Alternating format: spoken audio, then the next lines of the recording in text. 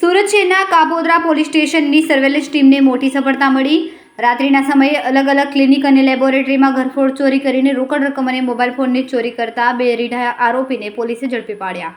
Police commissioner અને ઉચ્ચ police અધિકારીઓના માર્ગદર્શન હેઠળ કાપોદ્રા પોલીસ દ્વારા શહેરમાં વધી રહેલા ઘરફોડ ચોરીના ગુનાઓને ડિટેક્ટ કરવા માટે ખાસ અભિયાન હાથ ધરવામાં આવ્યું હતું। આ દરમિયાન સર્વેલન્સ ટીમને મળેલી બાતમીના આધારે પોલીસે પ્રવીણ રાભાઈ, નારાયણભાઈ નાગર અને ભગીરથ ઉર્ફ ભગી મકવાણાને ઝડપી પાડ્યા હતા।